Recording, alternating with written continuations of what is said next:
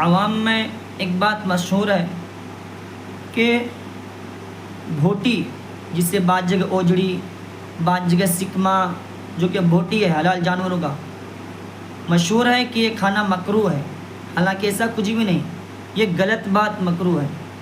جس طرح حلال جانوروں کا گوشت کھانا جائز ہے، اسی طرح ان کا اوجڑی، جسے اوجڑی، بھوٹی یا سکما کہتے ہیں، وہ بھی کھانا حلال ہے۔